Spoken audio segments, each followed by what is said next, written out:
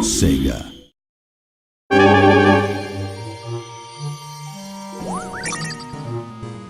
Castle of Illusion, one of the best-selling Genesis games of all time. It's the perfect game for us to develop with Disney. It's such a classic. People love Castle of Illusion. They've got such fond memories of it. Really passionate about the game and the experience that I had when I was young, and to try and offer that to the new generation and people that have experienced it before is, it's just a great feeling, really.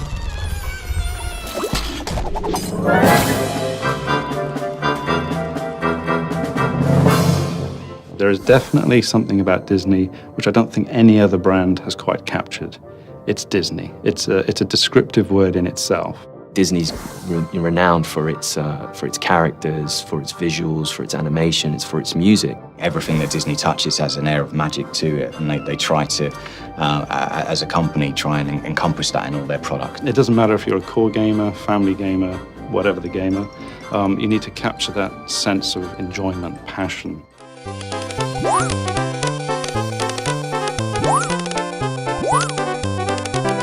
I was a child, I bought it. It was one of my favourite games. I played it to death. I grew up with my Mega Drive. I've played all the classic Disney games, and Castle of Illusion stands up as one of my all-time favourites. 20 years later, to be given the opportunity to work on that IP, to reimagine it and bring it forward with today's technology was just, an amazing opportunity. For us, it was important to just respect the original in as many ways as we could. What we wanted to do was just improve upon areas that we can improve upon, because we've got new technology, we've got new systems, a new tool set. We have to be very careful not to go and run with the game in a completely different direction. We have to embrace what was good about it to begin with. You'll see all the same familiar characters, you'll see the familiar worlds, all the themes that you remember in the original game are there. And we've kept to the original in such a way that Disney can recognize it immediately. They recognize the tree stump and they smile. They go, that's exactly what we're looking for.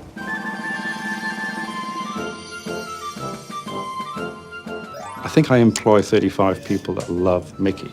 So making them happy, I think, is a good indication that the audience is going to be happy. He's a stoic little guy. He never really gets too bothered by things. He's always willing to give it a go. It's very brave, but at the same time very kind. He's quite charming in the way he approaches things, and we really wanted to capture a lot of that charm from Mickey that you see in the old kind of Mickey cartoons. Obviously, there's a little bit of pressure there for making him awesome, because it's Mickey Mouse and he's, the biggest character in the world. We are not going to reinvent Mickey. We have to respect the style of Mickey, the look and feel, the characteristics, the animation cycles, the walk cycles. And not only that, but from an artistic point of view, we have great concept artists that have been able to really capture the look of Mickey, what he meant in Castle of Illusion, in the Mega Drive era, and how do we bring a flavor of that into the new modernized version, but without changing him so much that he distinctly looks like a different Mickey Mouse.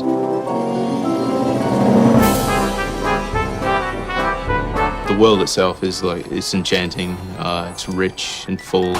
I think one thing that I always sort of think about Disney is that at a word or a spell, something's going to come to life. Just off to the corner, something could just pop to life and come at you. The library is the first level where I've got a Disney moment.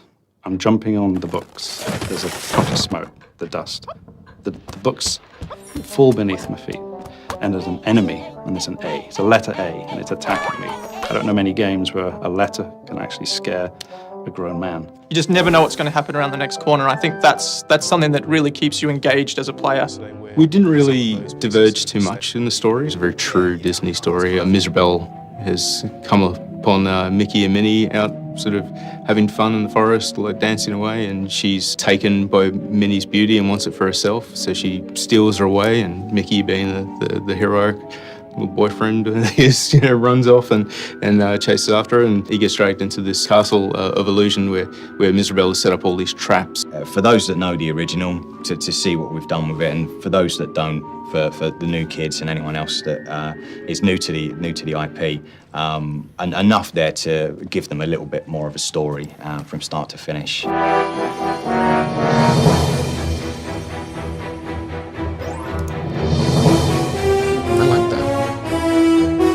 That's pretty cool. For almost 100 years now, Disney have been pioneering so many things with animation and audio, and the key for me was synchronizing them together.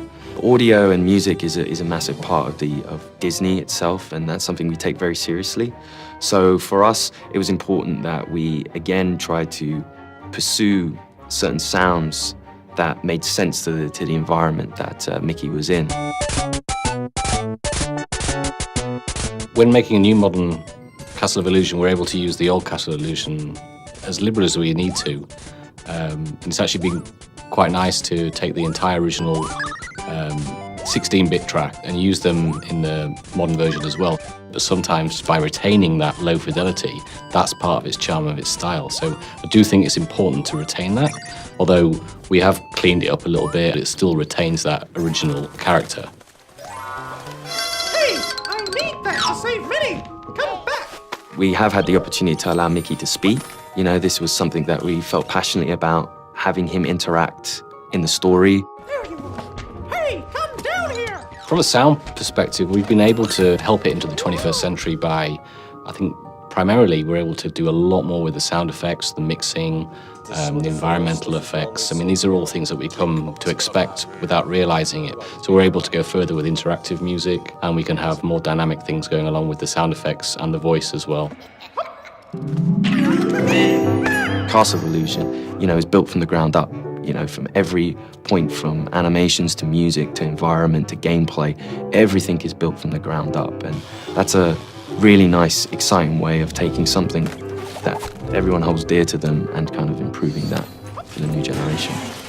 I think they'll love it. I mean, we love it.